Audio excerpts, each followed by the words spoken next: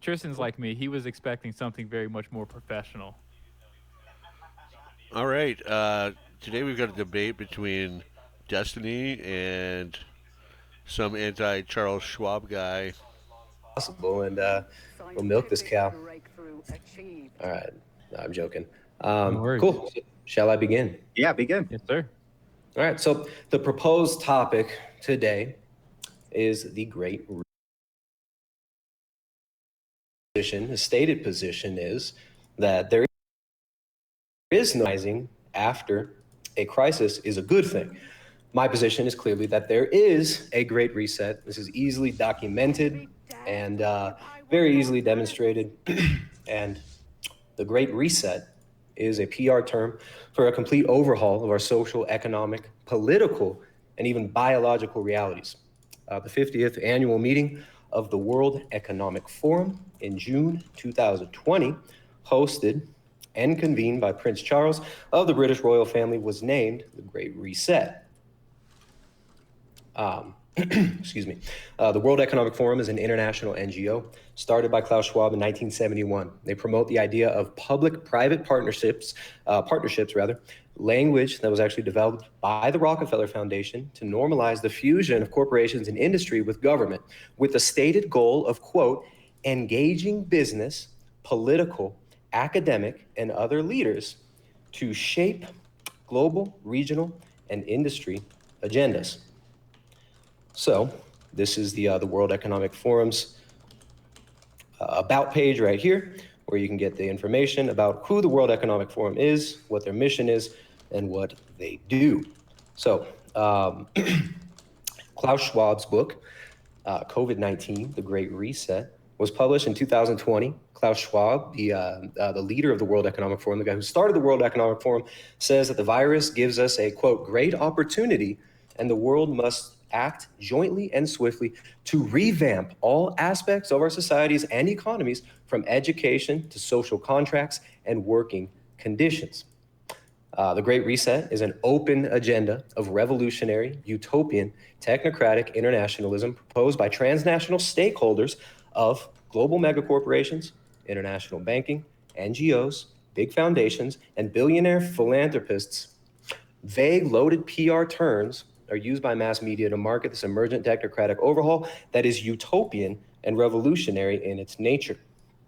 Those PR terms include the new normal. These are all terms that are used by these people. These aren't terms that I'm just making up. The fourth industrial revolution, another term, the green recovery, the green economy, based on stakeholder capitalism, or a, quote, circular economy, and the sharing economy within a smart society of smart cities will be the new normal, right? So the World Economic Forum on their website publishes much of this stuff. There are thousands of articles on the website from the World Economic Forum. They represent essentially a global conglomerate of corporations that promote this idea of public-private partnerships.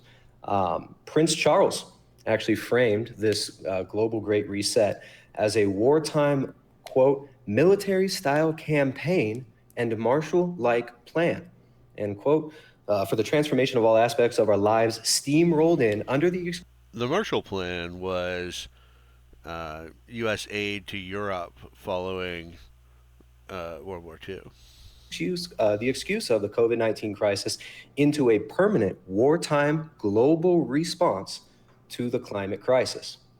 All right, so the use of COVID-19 to usher this in, and then the pivot to using all these same measures to fight the climate crisis, is essentially what the openly stated goal of the Great Reset is, according to the World Economic Forum. So the complete overhaul of the social, economic, political, and biological realms being enacted openly and internationally as a response to the COVID-19 pandemic and so-called climate crisis by the WEF, who entered a, quote, strategic partnership with the UN in 2019, right? So they entered a strategic partnership with the UN. This is all open, public knowledge. This is a global partnership moving towards global governance. All right, the IMF, the World Bank, politicians, transnational corporations, and even religious leaders, including the Pope, have publicly advocated for this sweeping global reform agenda of utopian technocratic management of people and resources. So the Pope, in a 43,000 word long encyclical published in September 2020, Pope Francis, this is a quote from the World Economic Forum, his stamp on efforts to shape what's been termed a great reset of the global economy in response to the devastation of COVID-19. So this is not just a social movement. It's not just a political movement. It's actually even a religious movement. So basically, what my takeaway from this is the whole plan with the Great Reset is central economic planning on a global scale. They want one world government. They want themselves in charge, of course, and they're willing to latch on to these pretexts, these emergencies, COVID-19, global warming, whatever it may be, as an excuse to expand their power and aggrandize their rule. So this global revolution, what Klaus Schwab calls the fourth industrial revolution, he wrote a book, it was published in 2016, got it right here, the fourth industrial revolution. This fourth industrial revolution is not just social, it's not just economic, it's not just political, but it's also biological in nature. Okay, it's a total revolution. Just like Huxley's final revolution, Aldous Huxley, who wrote extensively about such a revolution.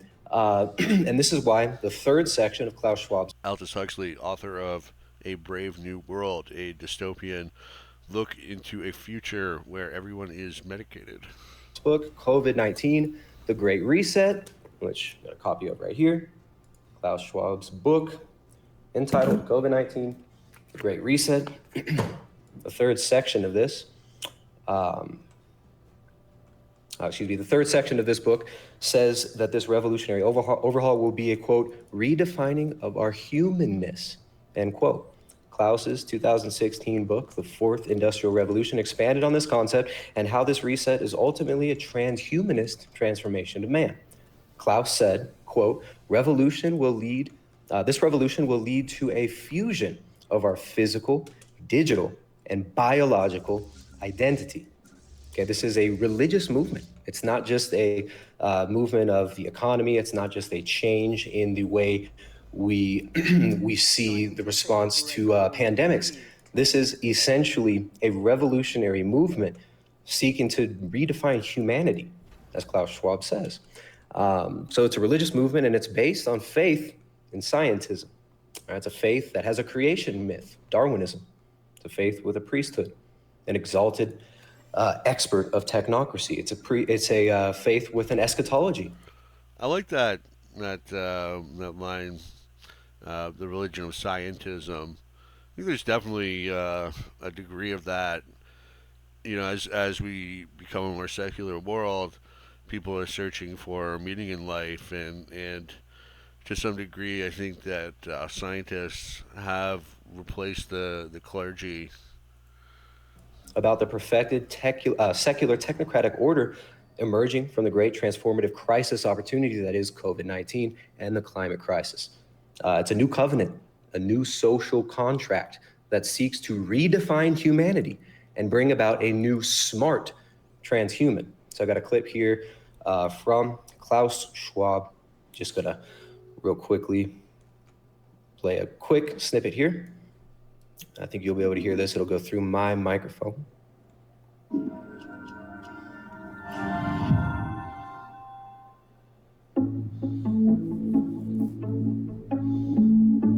The fourth industrial revolution will impact our lives completely. It will not only change how we communicate, how we produce, how we...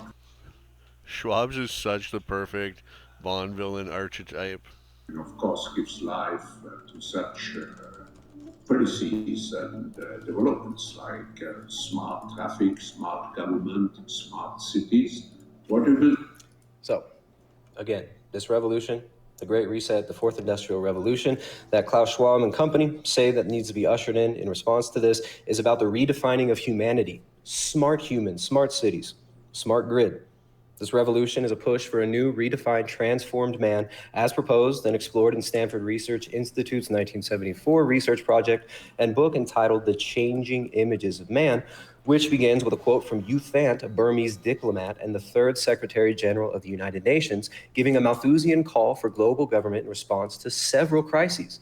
The quote is this: "I do not wish to seem overdramatic, but I could only conclude from the information that is available to me as Secretary General that the members of the United Nations have perhaps 10 years left in which to subordinate their ancient quarrels and launch a global partnership to curb the arms race, to improve the human environment and diffuse the population explosion, and to supply the required momentum to development efforts. If such a global partnership is not forged within the next decade, then I very much fear that the I can get on board ending the arms race, although certainly depopulation, not kosher.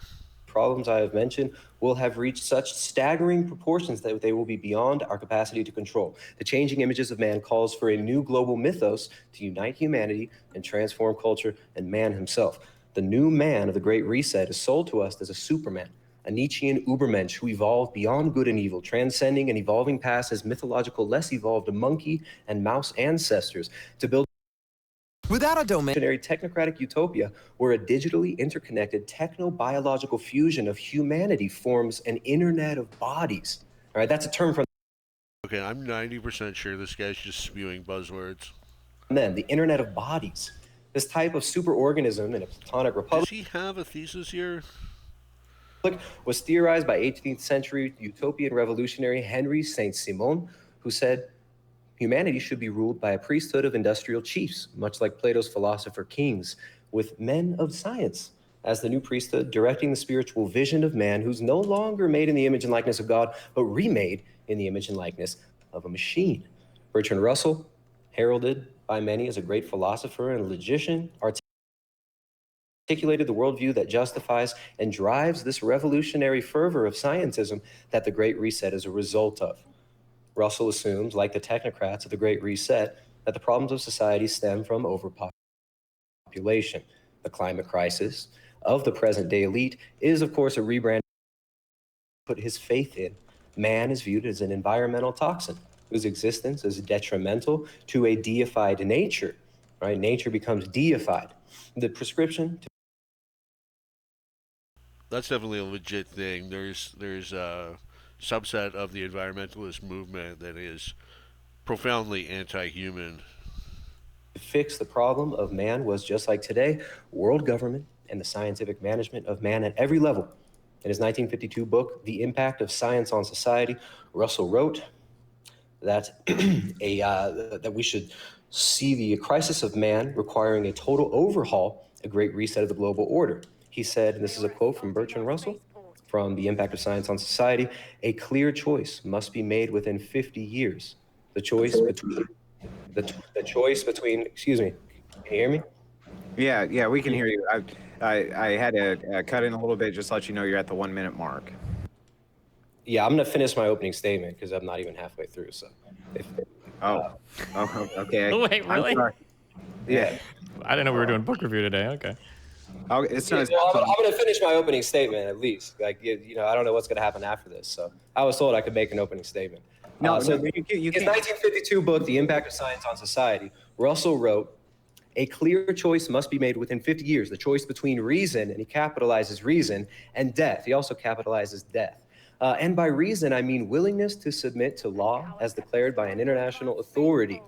Russell claimed that, quote, the need for a world government, if the population problem is to be solved in any humane manner, is completely evident on Darwinian principles.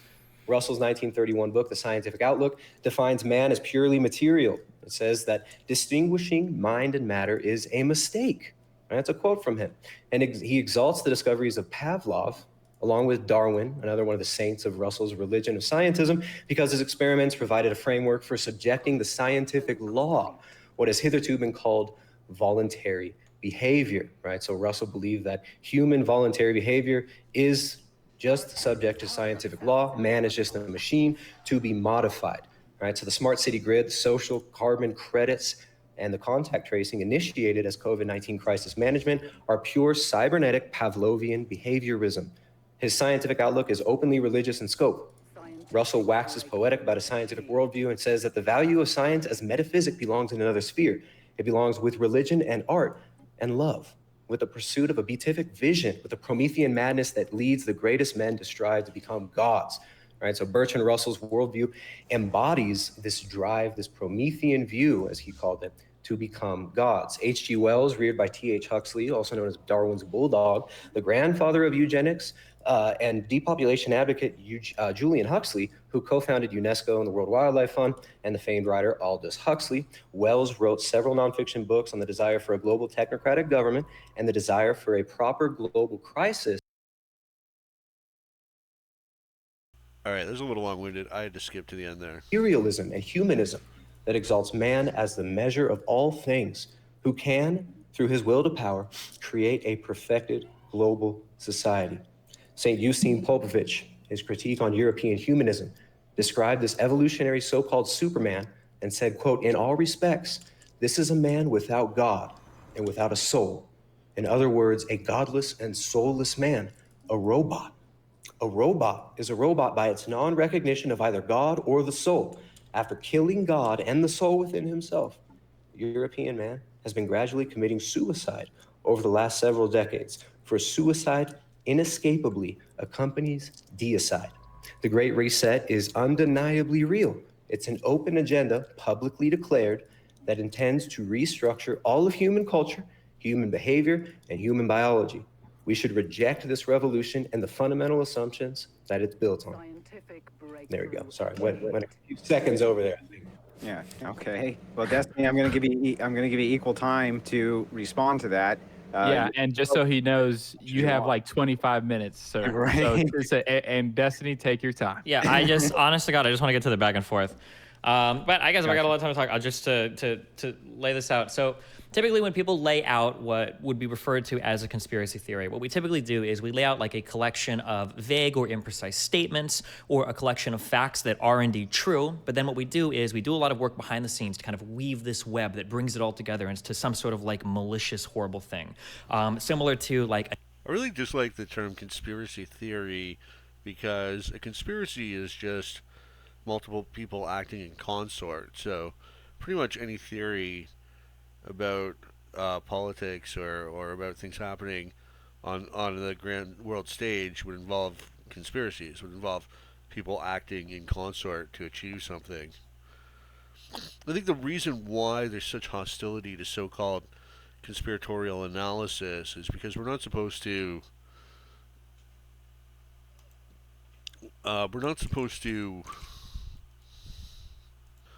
challenge the establishment narrative. We're not supposed to examine and look for why things are happening, who benefits. We're just supposed to accept that events occur and leave it at that.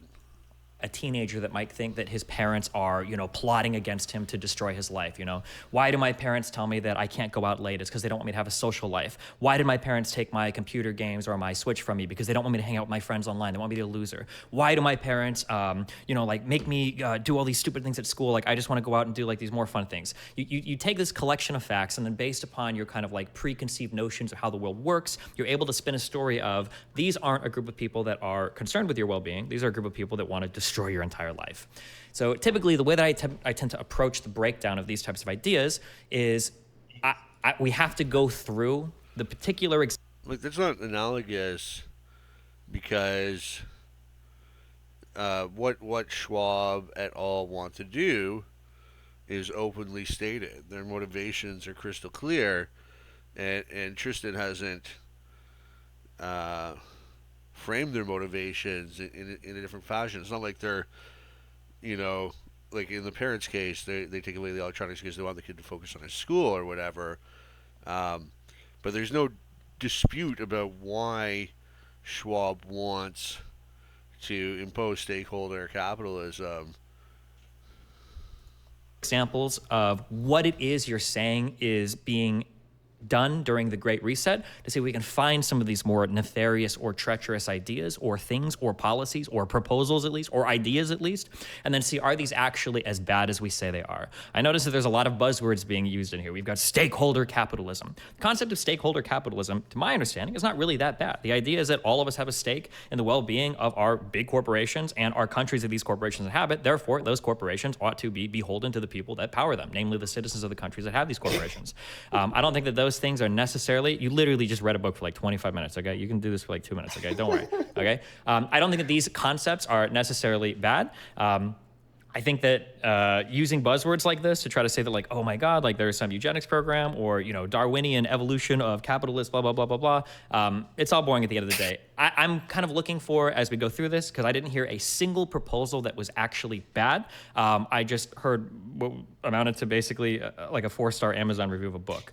So yeah, if we want to get into it, I'm really curious, like what is, we visited these 3 words a lot: a socioeconomic, a political, and a biological change or reorganization of people going forward into the future. I'm curious, like what is an example of like a policy that is being proposed by the Great Reset proponents or something that we think is a bad idea or is going to harm society going forward?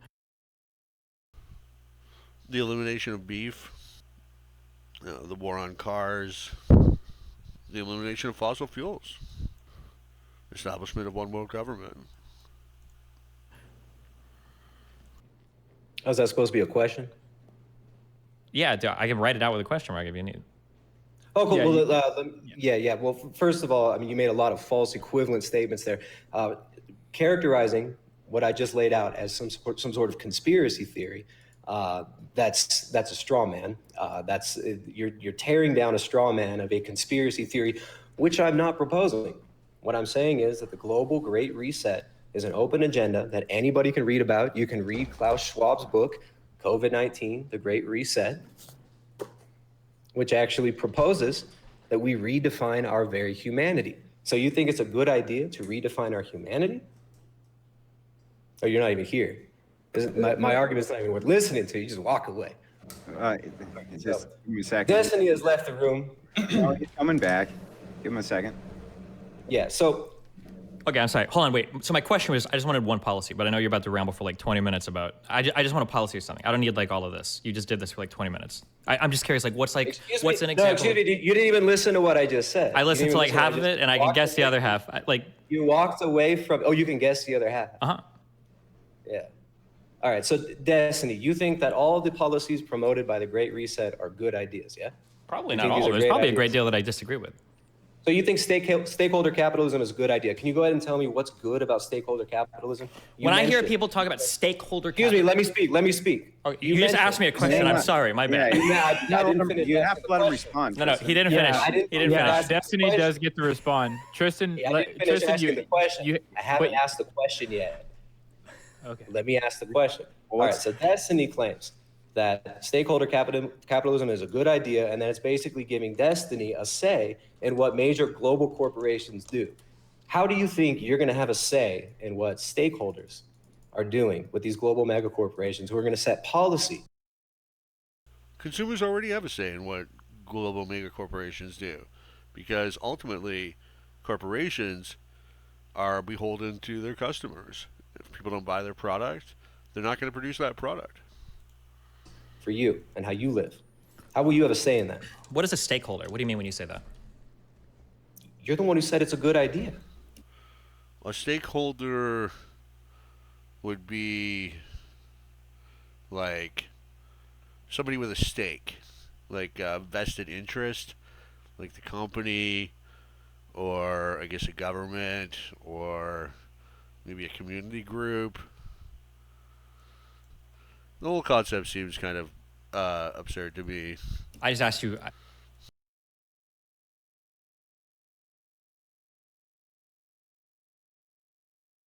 So here in this debate, I think we've seen sort of the twin evils of Tristan not being able to engage one-on-one, answering a question honestly, simply. He's grandstanding. His opening was just way too academic, not concise, and not really powerful either. He didn't he's opposed to the Great Reset. He doesn't really say why it's a bad thing, what horrible. It goes into way too much background, especially for the audience, um, the YouTube audience, the Debate Bro audience. And then Destiny could have been a little more prepared to give a longer opening statement. I mean, it doesn't have to be a 25-minute rant, but he could have had a little more there. But really, I think Tristan is engaging very poorly in the one-on-one. You have to be willing to engage honestly, answer the question. Let them sort of build them up, help them make a case, or hold on, wait, hold on, wait. Oh my God, hold on. Just 'cause I deal with a lot of like schizophrenic people in my community and shit, so it's like this is gonna drive me crazy. I'm just asking you a question. I don't need you to give me a speech or ask me 20 questions when I ask you a question. I'm just asking you simply like, what is a stakeholder?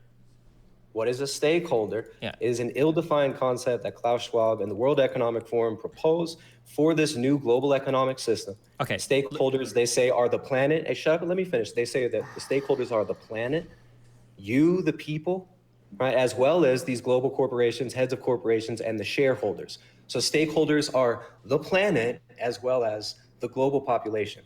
Right? How are you going to be a stakeholder in this? These are ill-defined terms. Okay, you just don't even said, define yeah, it. so you keep saying, how am I going to be a stakeholder in this? I'm a member of the planet, right? So I am a stakeholder. You're a member of the planet. And what is the planet? Are we doing flat Earth as well, this debate? I don't know how much I set up for it. You're a member of the planet. I mean, I'm a human being. I live on. Okay, fuck, I have to do this. What is the planet? Wait, hold on. How are you a member of the planet? Because I'm a human being and I live on this planet. So let me just talk for a second, okay? Yeah, you have to give him a chance. Okay. You have to give him a chance. Yeah, it's fine. Do you want to add anything more to this? So just so you know where I'm going, because I'm not trying to ambush you, it seems like you don't know what a stakeholder is versus like a shareholder. Now, I'm about to explain that. I'll give you one more opportunity. They don't even explain, the World Economic Forum itself does not even explain what a stakeholder That's is. great. It's a loosely defined term that they can redefine as they choose. Okay. Just like a green economy. What is a green economy? What is a green recovery? These are ill-defined terms that can always be shifted. Well, to help put us back on track, Okay. Well, answer his question and give us what in the regular definition of what a stakeholder in the regular economy is. I'll explain this. So the concept is that you have shareholders and then you have stakeholders. Now, traditionally, the fiduciary responsibility of a company is to the shareholders. A shareholder is somebody that owns equity in a business. Or maybe has loan money, but generally like a shareholder is somebody that owns a part of a business. Now, the problem though is that businesses that are only responsible to shareholders have negative impacts sometimes on other people that are impacted by that business. So for instance, let's say that we have a business that handles, I'll use an example like toxic waste or something, right? Now you might be a shareholder in that company. However, it might be the case that there is a town that you dump that waste in. Well, in a way, these guys are kind of Yeah, the thing about this is, that's just a crime, right? Like, so it should be handled criminally. Like, it is illegal to pollute somewhere, and one of the issues historically was the tragedy of the commons. What got polluted was rivers that were owned by the state. They were owned by everybody. And because they were owned by everybody, they were cared for by nobody, because nobody really had a vested interest there. So it's important to take a strong stance against pollution, to view it as an act of criminal aggression against another person or their property, which it is. But you don't need stakeholder capitalism. There's a better mechanism in place to deal with it, which is the legal system, which is to treat pollution as a crime, which it is. Stakeholders in the company. So a stakeholder, my understanding of what a stakeholder is stakeholders are typically people that are impacted by the activities of a business. So like the stakeholders are typically much larger than the shareholders of a company. And if a company... I'm not sure I accept that definition. So the Google definition of stakeholder is a person, group, or organization with a vested interest or stake in the decision-making and activities of a business, organization, or project. So I think that's a better definition than somebody's simply affected by the actions of a firm, doesn't have to be... which would be everybody. concerned about the stakeholders of a company, but only the shareholders of a company. You have problems where the incentives are misaligned such that a company can do things that dramatically enriches the shareholders, but ends up fucking over a lot of the stakeholders. That's the problem. So we can talk about like internal shareholders for a company. Like an employee, for instance, is going to be a stakeholder. I think I'm going to say stakeholder. An employee might be a stakeholder because you work at a company. Right. An employee would be a stakeholder. But you don't really have shares in the company, right? And an external stakeholder might be maybe somebody that is like a customer to a business, or it might be like a town that a business like operates. Yeah, okay. I think he gave sort of a bad definition, in my opinion, but he's got the essence of it now. He's in. So when somebody says that we need stakeholder capitalism, my understanding is that rather than having these mega large corporations fucking over the entire planet and burning everything down and taking everything for themselves and enriching. But is that what mega large corporations do? I think this is mistaken. Really, what do corporations do? They produce goods and services that people value. Just the people that are rich enough to have a share of the company. Stakeholder capitalism says, well, hold on. These companies need to act in a way that benefits all of the different groups that they impact as well. Yeah. And who defines what's good? Who defines what's good for the planet? You think you're going to have a say in that? How are you going to have a say in that? How am I going to have a say in that? Well, so when the government... you're not going to let me answer. You're just going to keep rambling? Is that... I'm trying to finish my question. No, you're not finishing a question. You're asking a question. You're steamrolling after to give the impression that you have like more authority in the conversation than you do. Actually, I'm just going to talk over you, okay? So you're asking me, how do you have any impact on a corporation? Tristan, talk over me and I want to clarify the question. Tristan, I'm sorry, man. I'm sorry I had to do that. I had to mute the mic. There's too much chaos. You have to chill out for just a second. If you ask a question, you've got to give them a chance to respond to it, man. Just give them a chance to respond to it. Finish formulating the question. Okay, finish formulating the question. In your stakeholder capitalism, which you say is so great, how will you have a say in what is good for the planet and what is good for society and what is good for the stakeholders, which you obviously identify with? You think you're a stakeholder. So how are you going to be putting in your 2 cents on how this is to be implemented, on how we determine what's good for the planet? Gotcha. So the way that we do this is legislatively. Oftentimes, Congress will write legislation that will have an impact on the way that businesses operate. As a stakeholder and how these businesses operate, you have some input when you elect people to Congress or to your state or local governments for how you want these types of... But how much input do you really have when you stamp the rubber stamp once every 4 years and choose between two practically identical options? Things negotiated. So an example of this might be as part of the negotiations for large multilateral trade agreements.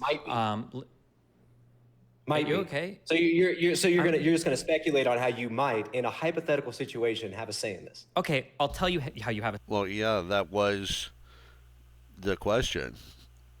say in this then. When so it can be through protesting, for instance. So protesting. Okay, yeah. You're going to protest. Can you tell me what happened to the Keystone? Can you tell me what happened to the Keystone Pipeline or the Dakota Pipeline?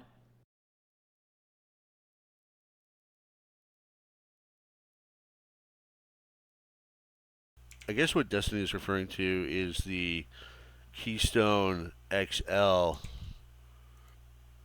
which was a proposed fourth Keystone Pipeline, which was ultimately revoked by Joe Biden, the Keystone XL branch, which went through Dakota. Impacts over what goes on in your environment. There have been massive projects that have been canceled. Can I finish a single thing? There have been massive projects that have been canceled because of either protest or because of people directly influencing their leaders, their elected leaders. And Soisberg out. I'm not Soisberging, dude. You've talked like 10 times as much as me. He's trying to answer the question. Yeah. For outsiders watching, let him finish the answer, and then you guys. He's not answering the question. He's giving. I just gave you. Stop using debate bro terms, bro. We're not like this is a false equivalent. You've engaged in a level 4 straw man. Like, dude, chill. Be a human being, okay? No, you don't believe in logical fallacies. I believe in logical fallacies, but when I'm talking to another human being and I'm not trying to win a debate on Reddit, I usually just say like, "Hey, bro, you said this thing. I think it's not right." That's usually how I talk. But if you want, we can employ like the language of fucking like philosophy and try to say like, oh, well, actually, you've engaged in a level 3 false equivalency, and the propositional logic doesn't necessarily follow deductively. If we would actually analyze this, like, I would much prefer that we had perhaps timed responses, so that each one of us we can do 2 minutes. Yeah, we can do that. But when you ask a question, Tristan, at least give your opponent 15 seconds I've given to lay him their plenty of case time out. to answer the question. Let's do. I vote for this. This is, by the way, now I'm a stakeholder in the show, and now I'm going to vote on the show to have input. Okay, there's an example. I vote that we move to time responses then, because this guy can't handle back and forth. Okay, right? we're gonna do 1 minute timed responses starting now. We'll start with you, Destiny. Go ahead. I don't even know what. Oh, so the example was, how do we have inputs on what thing? Was it whose? Is your name Destiny too? Did I? Yeah, no, it's time. All man. right, my bad. Holy shit, I got mind fucked. I thought my twin was here. Okay, so the way that we have input is through either protesting. So for instance, there have been 3 major pipeline things that have been canceled in the United States, or it might be through our elected officials. For instance, the TPP largely died under Obama because it didn't have very much support legislatively, because people weren't too keen on being involved in the TPP. But even as an example of the TPP, if it would have Personally, I'm not a huge fan of managed trade deals like the TPP. I think the best approach is just unilateral free trade with all nations. These negotiations to who's going to lift what tariff, and it's massive government junkets, extremely expensive to negotiate. And at the end of the day, how much better off are we? The best trade policy is just unilateral free trade. No tariffs, no quotas. Let people sell their products here if they want to. Let them buy products here, invest here. With nobody wins a trade war. That was one of the reasons why the Great Depression was so terrible, was because of the Smoot-Hawley tariff bill, which incited the trade war and caused the agricultural sector to just nosedive as a result, because primarily exporting. So yeah, I don't like these managed trade deals. I much prefer actual free trade. Passed. Part of the provisions was that while you were negotiating certain types of provisions, like what did labor have to look like overseas, part of the people that had a seat at that conversation were local labor unions. For instance, like the AFL-CIO had direct input on this legislation, saying, hey, I don't like unions either. Manufacturing stuff for us, they need to have these rules and restrictions to make sure that we're competitive. That's an example of being a stakeholder in other businesses, and it's an example of how we can achieve something that legislatively. All right. You're okay, up. cool. So that was a non-answer and completely ancillary to what we're actually talking about here. This has nothing to do with AFL-CIO. This has nothing to do with the TPP. We're talking about the model of stakeholder capitalism as proposed by the World Economic Forum and this new system, the systemic overhaul of our lives. Yeah, this Tristan guy's an idiot.